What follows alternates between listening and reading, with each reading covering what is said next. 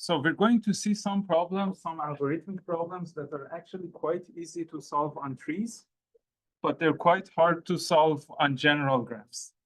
Now, what I'm going to do is to just give you the solution on trees, and you're going to trust me that solving these problems on general graphs is actually a hard problem. And you're going to see why it's hard in 3721, which is theory of complexity. So the first problem we want to look at is longest path. So this is a very simple problem. Suppose that in the input to your algorithm, I just give you an undirected simple graph G. And I ask you, what is the length of the longest path? I can ask you for the longest path itself, or I can ask you how many edges are there in the longest path. Okay, so let's say longest path in G. Again, it can be the path itself, or it can just be the length of the path. And just trust me, this is a hard problem in general graphs. So for general graphs, we don't really have any fast algorithms to find this. But now let's suppose that my input is a tree. Okay. I want to say that if my input is a tree, this problem becomes much easier. So to do that, let's first prove a lemma. And the lemma I want to prove is that the longest path in any tree goes between two different leaves. Okay. But okay, maybe I shouldn't say the longest path. I should say every longest path, because maybe there are more than one. So this is the lemma I want to prove. I want to say if G is a tree, then every longest path in G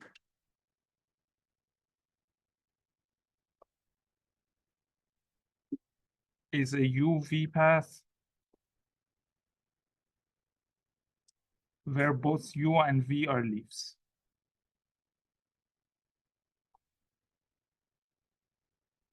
Okay. How would you prove this? Well, actually, the proof is quite easy. You're already used to these kinds of proofs by this time. So let's say that I look at a longest path. And let's say that my longest path goes from a vertex U to a vertex V. I want to prove that both U and V are leaves. So suppose U is not a leaf. It means that the degree of U is more than one. So there is another edge going out of U. But it cannot go back to any other vertex in this path, because that would create a cycle. And I'm talking about a tree. In a tree, I cannot have a cycle. So if this node is not a leaf, then it's going to have a vertex, a neighbor here, which is a vertex outside of this path, which means that I can extend my path. I can find a longer path. This contradiction shows that U has to be a leaf, because I chose my longest path. And then the same thing applies to V. So whenever I have a longest path in a particular tree, it has to be between two vertices. Okay. Now, based on this, I already have an algorithm, right? So I can just say, I'm given a tree. Let's go and find all the leaves of the tree. And I know that my answer is going to be between two leaves. So, and also I know that it's a tree, so there is only one path between every pair of vertices. So just look at every pair of leaves and look at the length of the paths between them and take the maximum. That's going to be your longest path. Okay. But we're going to do a little bit better than that. And we're going to use this idea that we saw at the end of the previous session, which was making our tree into a rooted tree. So I'm given some tree as part of my input. I'm going to say, choose any vertex you like as the root of the tree. Because I want to turn it into a rooted tree, I want to be able to talk about ancestors, descendants, children, parents, so on. Okay. So my algorithm is this. I say, pick any vertex R as root. Okay. So now my tree is going to be a rooted tree. I'm going to have R. I'm going to have the children of R. I'm going to have the grandchildren of R, and so on.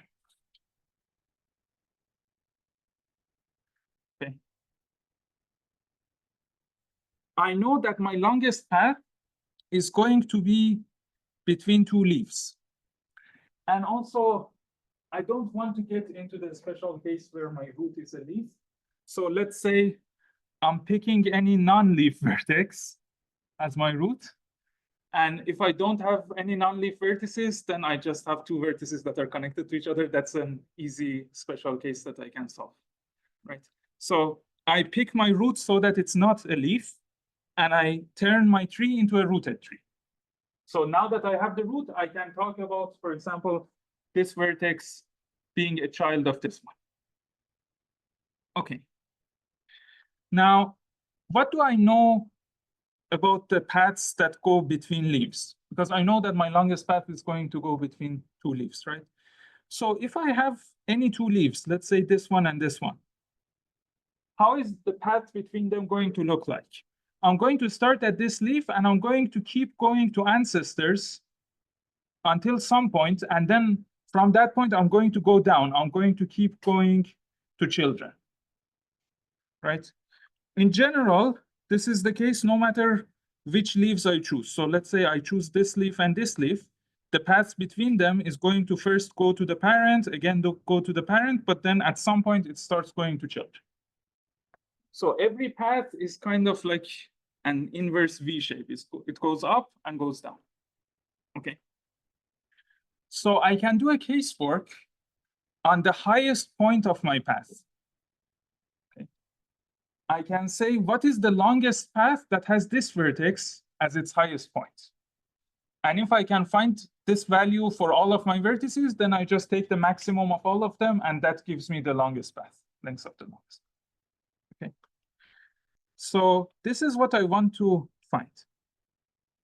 But before doing that, let's do a very classical thing. And this classical thing is assigning a height to every vertex. So here's what I'm going to do. I'm going to assign, or actually, sometimes it's called depth. So let's call it depth. Let's assign a depth to every vertex. I'm going to do this. I'm going to say that the depth of all of my leaves is 0. Okay. And if I have a vertex that has one child, and that child is a leaf, I say the depth is 1. And in general, I want to say the depth of a vertex is the maximum number of edges that I can take going down if I start from that vertex.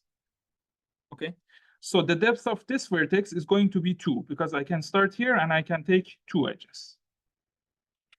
Okay, so the depth of this one is 1, this one is 2, this one is 3.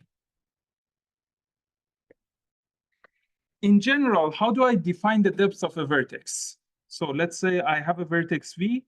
What is the depth of V?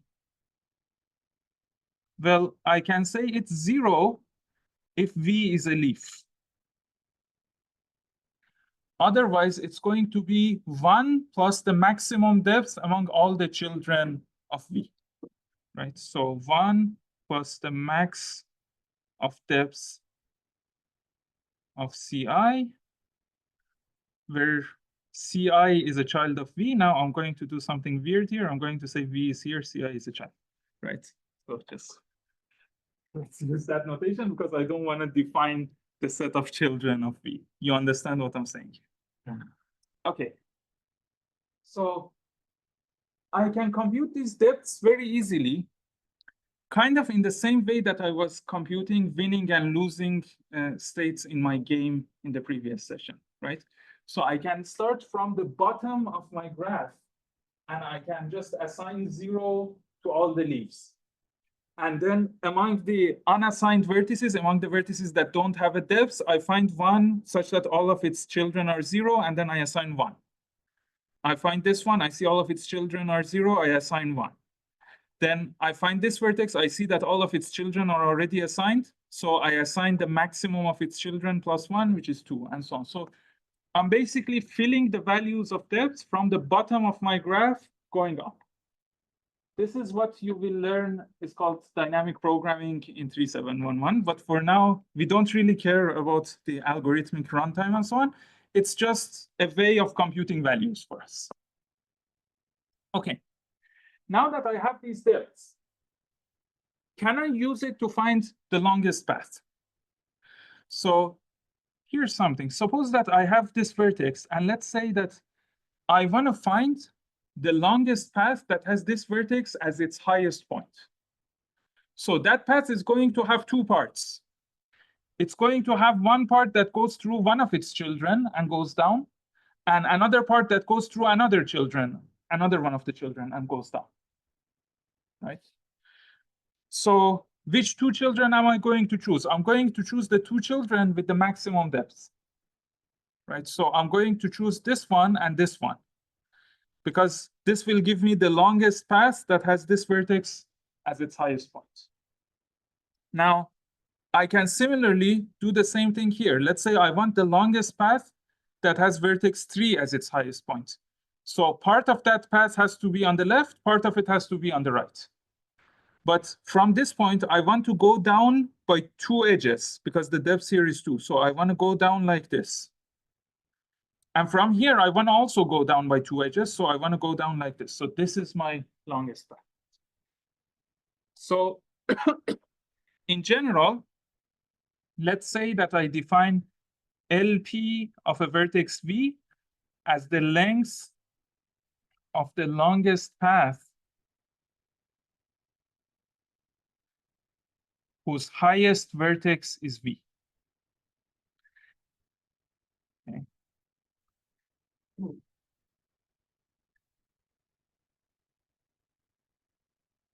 What can I say about this? What can I say based on the depths? I can say, well, I have my vertex V, right? And it has a bunch of children. Okay. First of all, I don't care about the case where V has only one child, because if V only has one child, it's pretty trivial, right? If I have V and it only has one child, C1, then the only path that I can have here is from V go to C1 and keep going down, right? So in that case, I'll just get the depths of V, right? But if I have several children, if I have C1, C2, let's say to CK, I'm going to choose two of them that have the maximum depths. And I'm going to take those two depths going down. Okay, so in general, I can say that the longest path that has V as its highest point is going to be the maximum of two things. It's either the depth of V or 2 plus the maximum depth among all the children of V plus the second maximum depth among all the children of V, right? But again, this is something that I can easily compute at every one of my vertices. If I already have the depths, I just go over every vertex, I just compute this. And that gives me the length of the longest path whose highest vertex is this particular vertex. And then I just take the maximum of this LP of V over all of my vertices, and that gives me the overall longest path. Okay. Now, as a nice, really pointless exercise, try to solve this problem on a general graph just to see how hard it is. I don't expect you to find any good solutions. Okay. Great. But let's look at another problem that is really hard in general graphs, but is actually quite easy to solve when it comes to trees. And this is the problem of maximum independent sets. So first, I have to define what an independent set is. So an independent set is just a set of vertices. So let's say a set I, subset of vertices, such that there is no edge that has both of its endpoints in I. So every edge has at least one of its endpoints outside of I.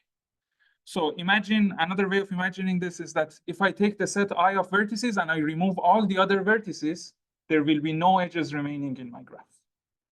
Okay, so an independent set is a set I subset of V such that for every edge E that is in E, E is not a subset of V.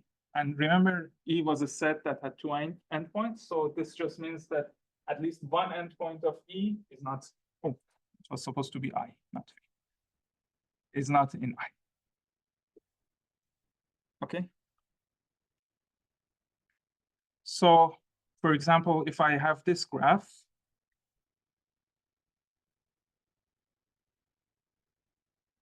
okay, I want to find an independent set. Let's say I take this vertex, and if I take this vertex, then I cannot take any of its neighbors, right? So I cannot take this one, and I cannot take this one. So let's say now I take this one, and let's say I take this one, so I cannot take this one. So this is an independent. It's an independent set of size. Okay.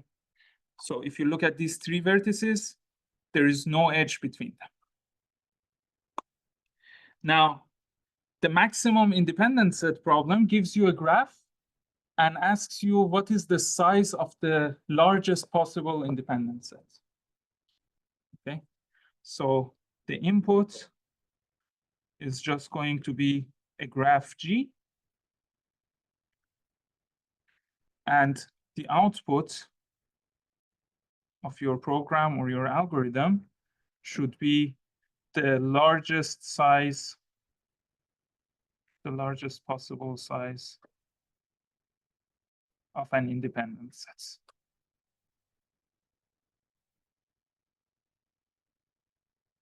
Okay. Again, you're just going to trust me that this is a really hard problem if you're trying to solve it over general graphs.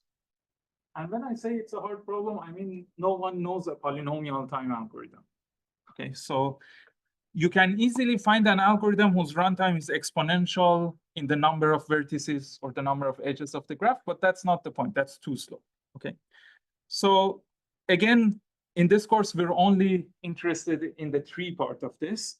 So let's say that instead of a graph G, I'm given a tree T. Okay. So just as before, my algorithm starts by picking some vertex and saying that this vertex is going to be my root. So pick any vertex, any arbitrary R in V as root. Okay. Now I have this vertex R, which is my root. It has a bunch of children, a bunch of grandchildren, and so on.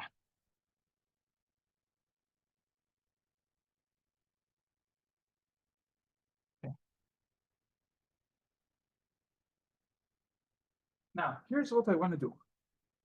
I want to say if I look at any one of my vertices, so if I look at, for example, a vertex V, that actually naturally corresponds to a subproblem.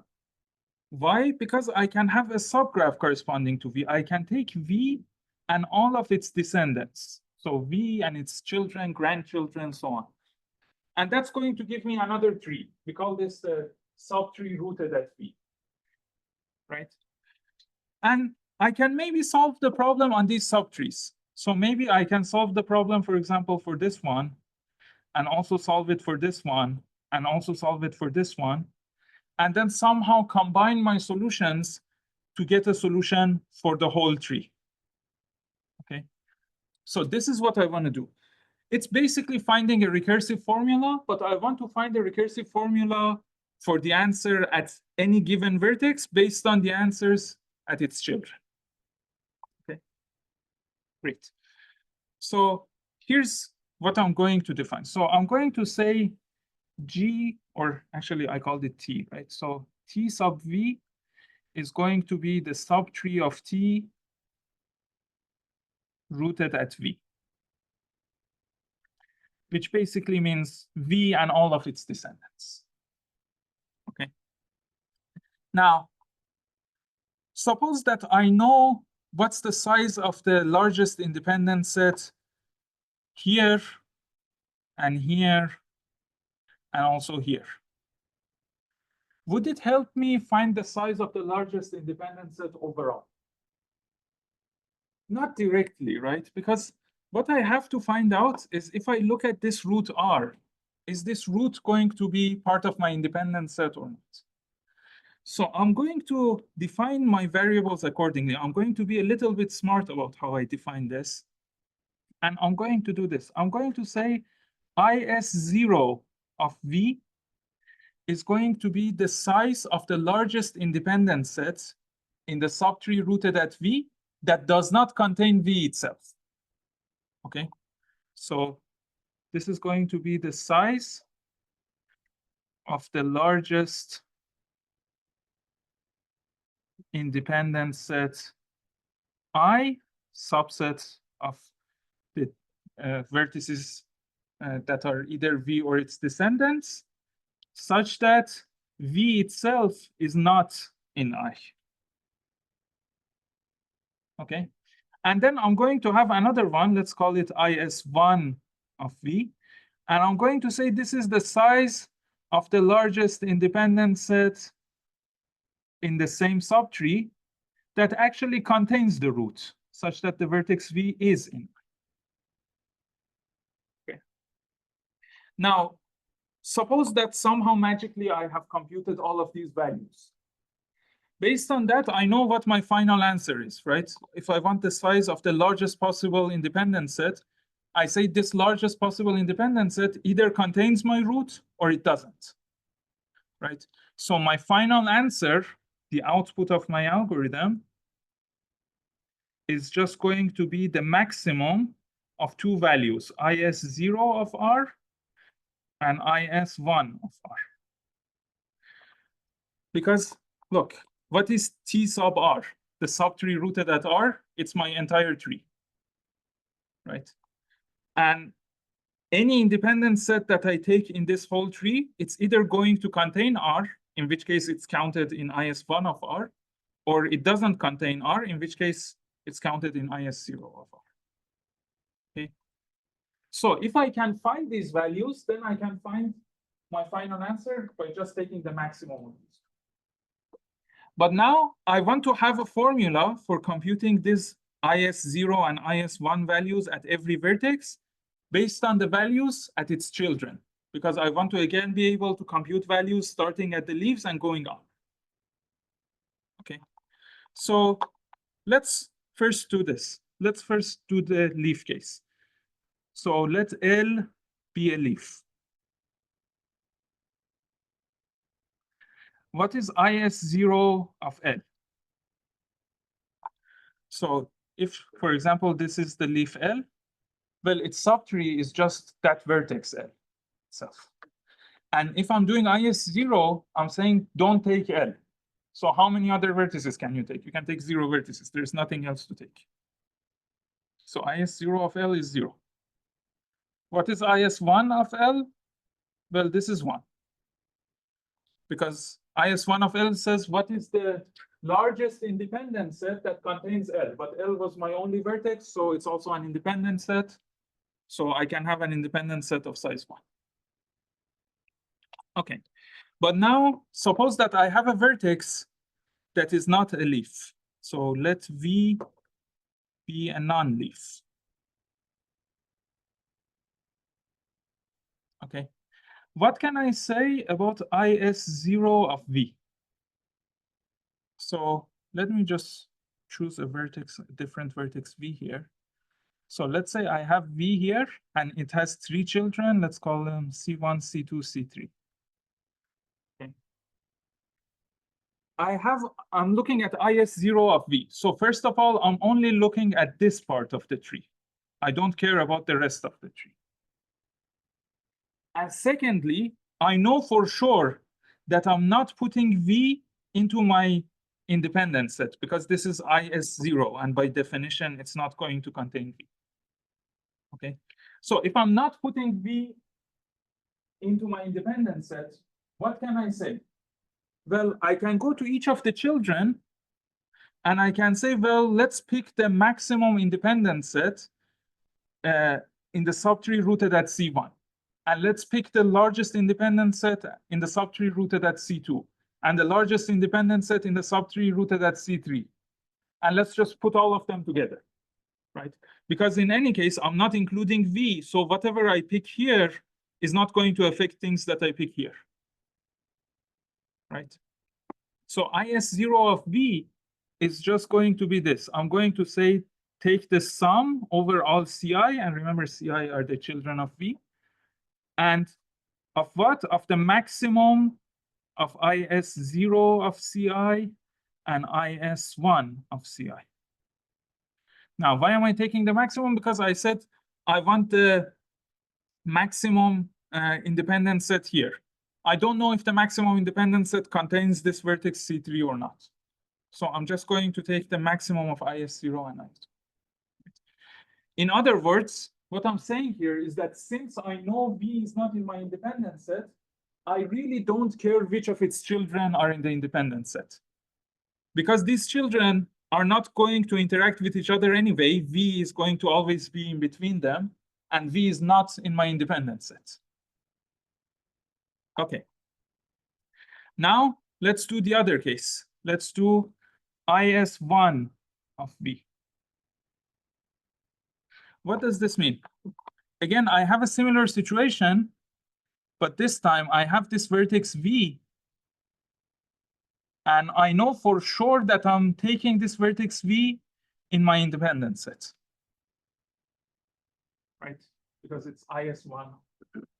But if I'm taking V in my independent set, then I cannot take any of the neighbors of V in my independent sets. So I cannot take any of the children of V in my independent set.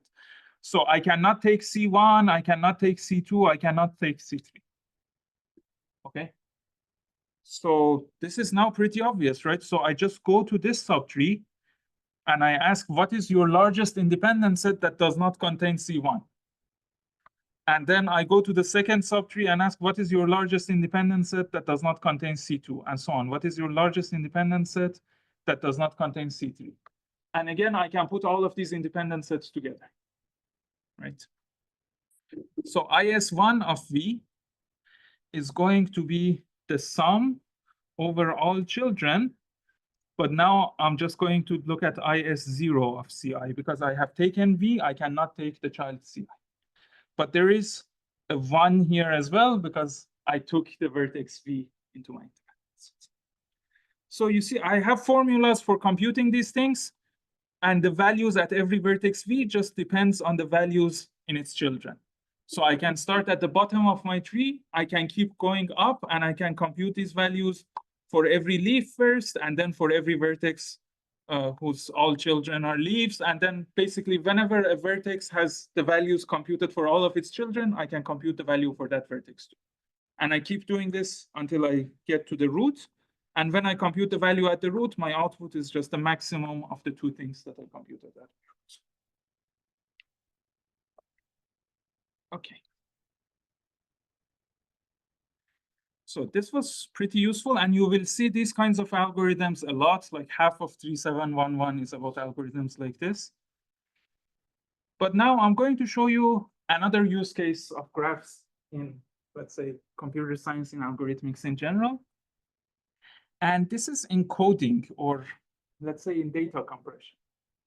So have you ever wondered what happens when you take a file and you zip it? Like, how does it magically decrease the size of the file? How can that be possible? Like, if I have a file that is n bits long, it feels like it can have 2 to the power of n different ways of turning out. So I have 2 to the power of n different sequences of length n. So I shouldn't be able to reduce the size. That's weird, right? What happens there? Well, what's happening is actually a form of coding. Now, what is coding? Coding is basically this idea that I have some string, and let's say my string or my file is divided into a bunch of words. And think of it like a translation. I have a function that maps every word to a different word, but I should be able to translate it back. Okay, so let's say I have a file consisting of some words. Let's call them, I don't want to use W because I want W for something else. So A1, A2 to AN. Each one of these is a word, okay? Now it's up to you how to define your words. Maybe you want to say that a word is one ASCII character. Maybe you want to say that a word is one English word, whatever. I somehow have a definition of how to divide my file into a bunch of words, okay? So a coding or an encoding is just a function, C, that maps every AI to a code value. And I'm going to show that by CI. Okay. So imagine something like this. Suppose that my original file has some text. Okay. So let's say I love HKUST a lot. Okay. Now, the first question is, how do you divide this into words? What's your definition of words? And maybe my definition of a word is that literally it's one word, one English word. So here I have 1, 2, 3, 4, 5 words, right? But it's more interesting if I have a sentence or a file that actually has a bunch of words that are being repeated, okay? So let's say my file is something like this now. A, B, C, A, B, C, A. Okay? And let's say that I consider every letter to be a word. Now I have a bunch of words that are being repeated many times. A is repeated many times. B is repeated twice, right? So I want to somehow code it. And because we're computer scientists, we want to code it in binary. We want to have zeros and ones in our files, okay? So I can say something like this. I can say I map A to 0. And then I can say I map B to, let's say, 1. And I say I map C to 0, 1. Okay. If I have an encoding like this, well, I can just encode my file, right? So A becomes 0, B is 1, C is 0, 1, and so on. Let's just, I'm lazy, so I just did ABC. Okay. Now, the problem is, can I decode my file? So if someone gives me this file, can I turn it back into my original string? Now, in this case, the answer is no, because maybe this was ABC, right? But give me another string that gives me the same code. Yeah, maybe it was AB, right? Yeah, or maybe it was CC. Good. So I have a problem, and my problem is that I encoded some file, and now when I want to decode it, I cannot get it back. I don't know what I encoded. So this is not a good encoding. How do I get a good encoding? Well, I can say that I want what we call a prefix-free code. Okay, what does prefix-free mean? It means that no code word, no CI, is a prefix of a CJ, of another code word. Okay, what's the problem here? The problem here is that the code word for A is a prefix of the code word for C, right? So here, when I'm seeing 0, I don't know if it's just an A or it's going to continue and become 0, 1 and become a C, right? But if I had a code in which none of the code words was a prefix of none of the other code words, then I wouldn't have this problem. So let's create a code like that. Let's say that this code, A, is now going to be mapped to 1, 0, C is going to be mapped to 0, 0, and B is going to be mapped to 0. Okay. Now, none of my code words is a prefix of any of the other code words. So I can translate my whole file. So A is 1, 0, B is 0, 1, C is 0, 0, and so on. And then I can translate it back. Because when I want to translate it back, I just start at the beginning and I keep reading until I see a code word. And the first time that I see a code word, I'm seeing 1, 0. I know that's an A. And there is no doubt there because it cannot be a prefix of any other code. So as soon as I see 1, 0 here, I know that, okay, this 1, 0 means A. And I know that I can remove this part and I can continue decoding from the next bit. So as soon as I see 0, 1, I know that's a B. I see 0, 0, I know that's a C, and so on. And I can decode this whole thing. Okay. But now, one thing you would see here is that all of my code words had length 2. But that's not necessary, right? I can have code words of different lengths, as long as none of my code words is a prefix of any other one. Okay, so here's the thing. Suppose that I have a different code that maps A to just 0 and maps B to 1, 0 and maps C to 1, 1.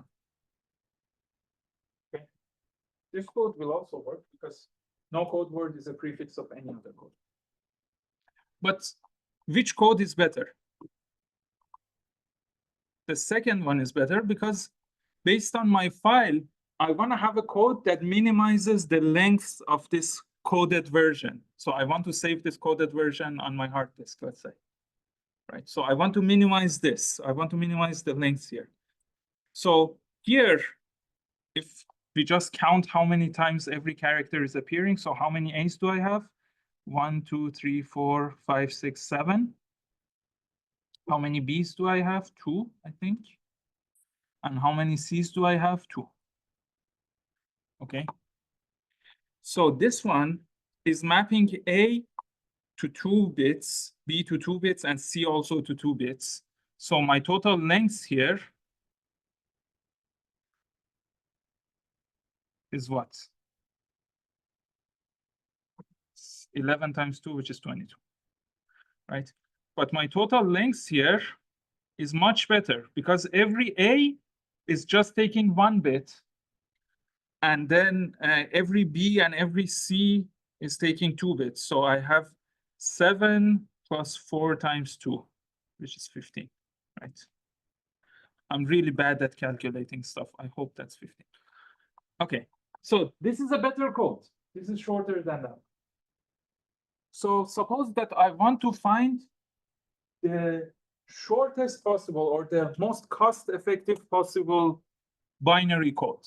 And I want it to be a prefix-free binary code. Okay, how do I find that? Well, the first thing you have to realize is that I can actually represent my codes as trees, as rooted trees. How would I do that? So let's say I have a code like this. I would create a vertex as the root, and my root vertex basically corresponds to the empty string. Okay, and it's going to have 2 children, a child labeled 0 on the edge, and another child labeled 1, right? So this means that 0 is a code, and this one means that 1 is a code. But 1 is not a code. 1, 0, and 1, 1 are codes. So I will create something like this, 1, 0, and 1, 1. And basically now every vertex here corresponds to a sequence of zeros and ones. Okay, so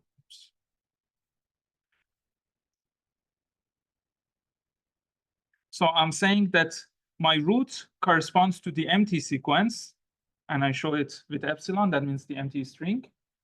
And then this one will correspond to the sequence 0. This one will correspond to 1, and then this one will correspond to 1, 0, and this vertex will correspond to 1, 1. Okay, so you see how these trees work. And basically what I'm saying is that the leaves of my tree are going to be my code words. Okay, so one code word is 0, one code word is 1, 0, and one code word is 1, 1. Now I can create a tree for this one as well.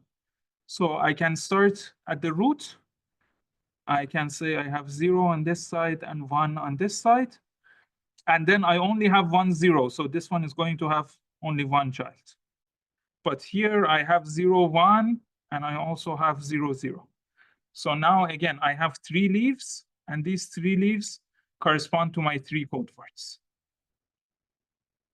Okay, great. So when I say that I want to find the optimal code, what does that really mean? It means that I want to find the optimal tree, the optimal binary tree. But I also want to assign each of my original words to one of the leaves of this tree, right? But what is there that I want to minimize? I want to minimize the total length of my file. So for every word, I know how many times it has appeared. So I want to minimize this number, the number of appearances, times the depths that I have to go down to get to that code word. And then, of course, sum of this over all of the words. Right? Great. So how do you suggest I do this? Here's an algorithm. I'm going to give you an algorithm that just creates one code, and then we're going to prove that this is actually the optimal code. And this is Huffman's algorithm. And I always forget if it has one F, one N, or two Fs and Ns. I don't know. Yeah, it's actually with a U. Okay. So it's like this, apparently.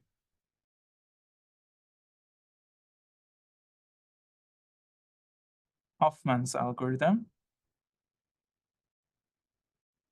So here's what Huffman's algorithm says. It says, take 2 words that have the least counts. So I've already counted how many times every word appears. So let's say that, suppose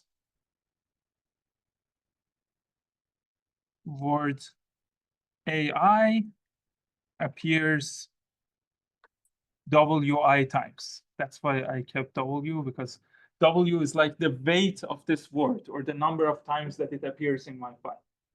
Okay. It first says sort all the words based on how many times they have appeared. So sort the words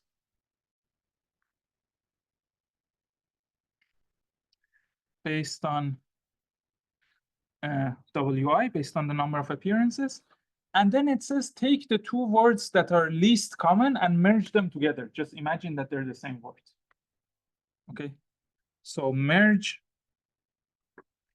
the 2 least frequent words.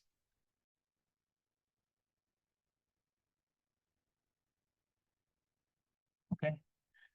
And then it says, well, now I have 1 fewer word. So I'm going to do this inductively or recursively. I'm going to just create a tree on n-1 words instead of n words. Okay. So create a tree, an optimal tree, of course, a tree that gives the optimal code or a Huffman tree on the remaining n-1 words. Okay. So this gives me a tree. And remember that this tree represented a code. Okay. So what do I know about the code? I know that basically every one of the leaves corresponds to one of my words. Okay. So maybe this one corresponds to A1, this one corresponds to A2, so on. But I have merged 2 of my words together. So there's going to be a leaf that corresponds to 2 nodes. Okay. So let's say this leaf corresponds to both AI and AJ, because I had merged 2 nodes together. It says just branch it like this. Put a 0 here and a 1 here, and now assign this one to AI and assign this one to AJ. Okay. So just branch the leaf corresponding to 2 of the original words. So corresponding to the 2 least frequent words. Let's call them AI and AJ. Branch the leaf AI, AJ. Okay. Let's do an example.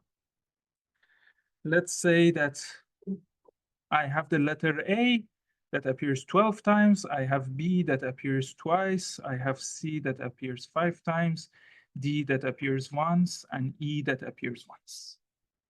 Okay. First, I merge D and E together. Okay.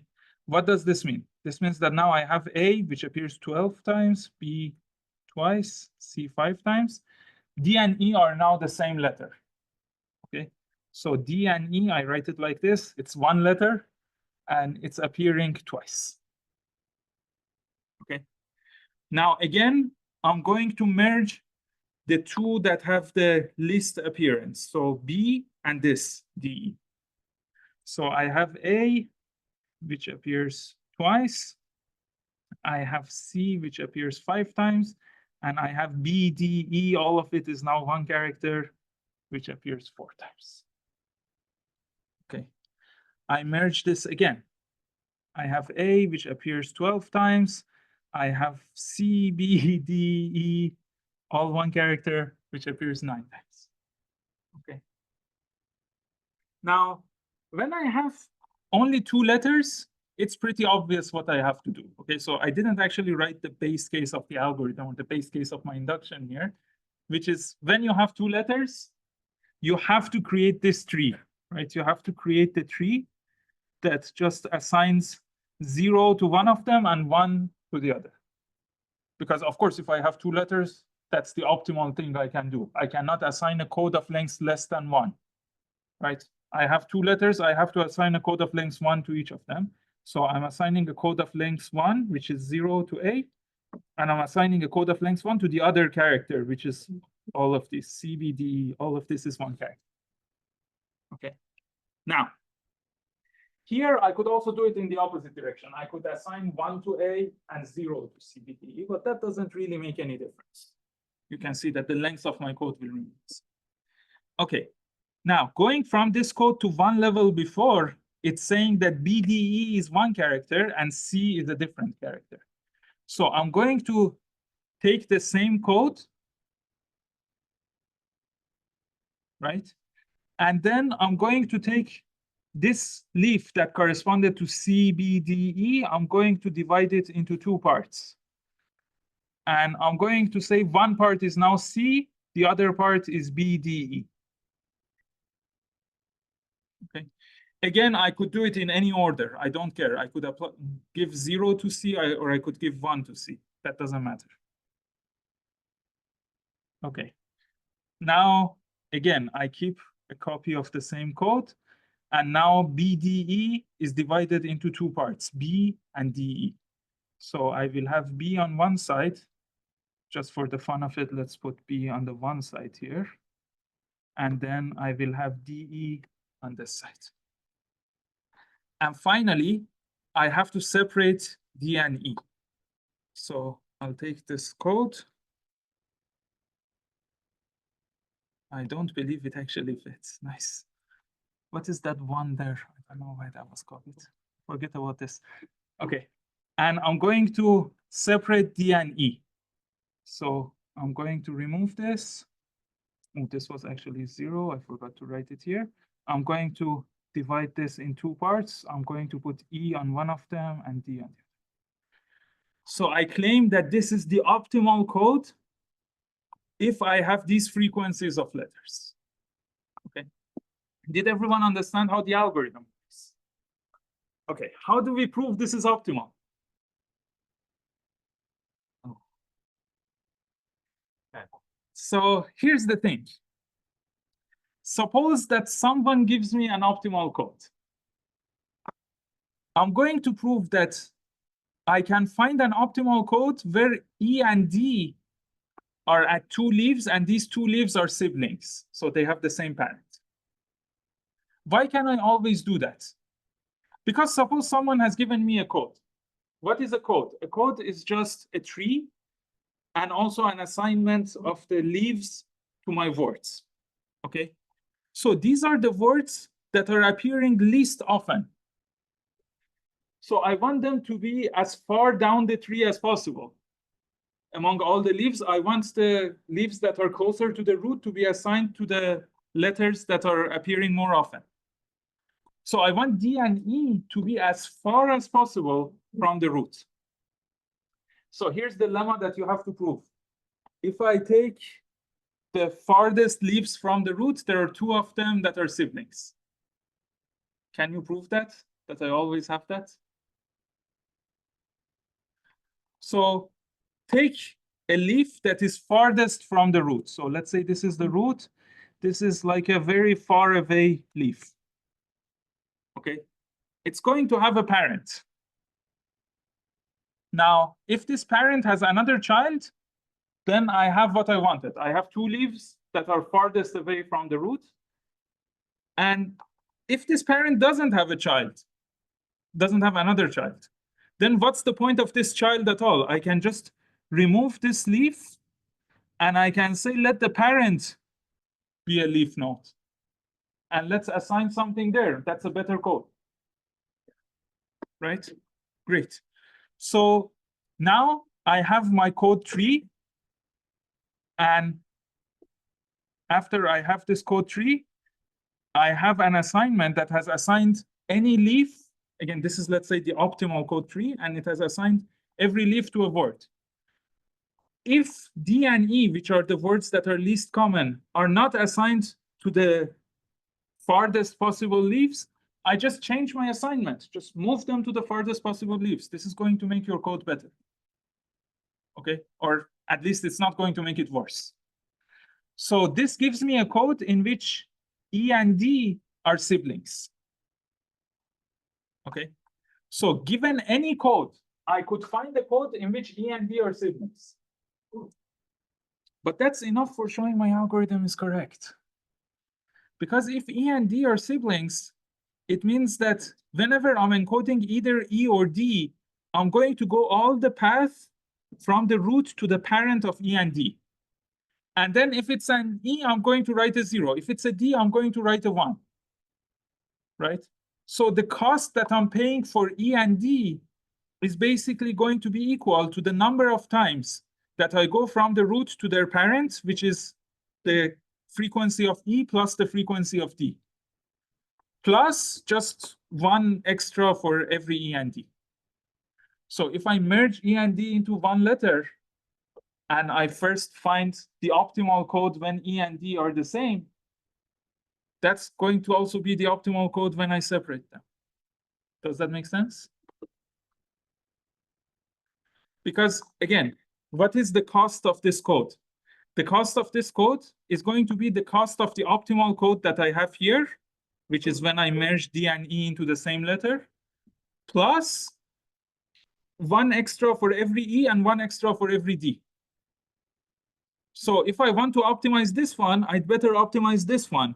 Make sure this has the smallest possible cost. Because whatever my cost is here, my cost here is just going to be 2 more, the frequency of D and the frequency of. And I can, of course, do the same argument at every level here. Of course, officially, when you want to prove this formally, you will do an induction, and it's going to be induction on the number of words that you have. And your base case is when I have 2 words, I have the optimal tree. And the induction step is that when I have n words, because of this argument here, my 2 least frequent words have to be siblings, or I can move them so that they're siblings. And when they're siblings, I can just remove this part of the tree, and I have to find an optimal tree for the rest. Okay. So this is a great use case of trees in just, let's say, zipping files. If I give you a file and you want to encode it so that the size of the file decreases, you can do this.